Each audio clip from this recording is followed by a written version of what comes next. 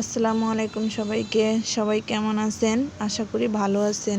আপনাদের দোয়া ও ভালোবাসায় আমি অনেক ভালো আছি। তো প্লিজ ভিডিওটি স্কিপ না করে পুরো ভিডিওটি দেখবেন। আজকে আমি বরিশালের একটি বিখ্যাত খাবার বিস্কি নিয়ে আপনাদের সাথে শেয়ার করার জন্য এসেছি। আশা করি আপনাদের ভালো লাগবে। আমি প্রথমে ভাতের চাল নিয়ে নিয়েছি। এখানে আউট চাল হলে ভালো হয়, কিন্তু আমার কাছে আউট চাল ছিল না, তাই আমি ভাতের চাল নিয়ে নিয়েছি। এখন একটা প্যান বসিয়ে নেব চুলায়।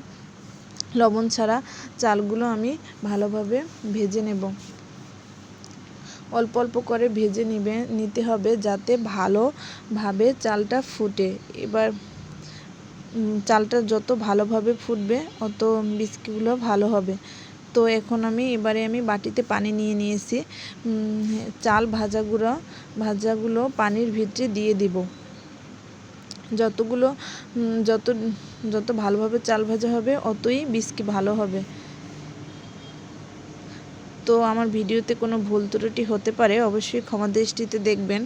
চালগুলো ফুলে উঠলে বিস্কিটা অনেক সুন্দর হয়। এবারে নারিকেলগুলো ভালোভাবে কেটে নিব, এখন কুচিয়ে নেব। এইভাবে নারিকেল দিলে বিস্কিটটা অনেক মজার হয়। আর কিছু নারিকেল আমি কুড়িয়ে নিয়েছি। এবারে ভিজিয়ে রাখা চালগুলো ভালোভাবে ধুয়ে নিয়েছি। চালগুলো ফুলে ঝরঝর হয়ে গেছে। এবারে আমি একটা প্যানে পানি দিয়ে এবারে তেজপাতা দিয়ে দেব, চিনি দিচ্ছি আর খেজুর গুড় দিচ্ছি। খেজুর গুড় আপনাদের হাতের কাছে না থাকলে না দিলেও হবে, তবে খেজুর গুড় দিলে বিস্কিটটা অনেক ভালো হয়। এবার আমি একটু নেড়েচেড়ে নিব। এখন একটু লবণ দিয়ে দেব।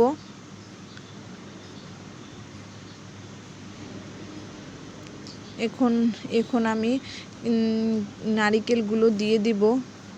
যখন বলক উঠবে তখন নারিকেলগুলো দেওয়া হয়ে গেলে, যখন ভালোভাবে বলক উঠে যাবে, তখন আমি চালগুলো অল্প অল্প করে দিয়ে দেব।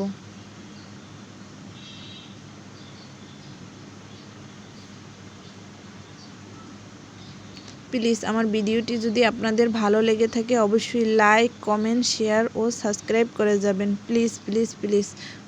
একটা ভিডিও করতে অনেক কষ্ট হয়, তো আপনারা কেউই লাইক দেন না।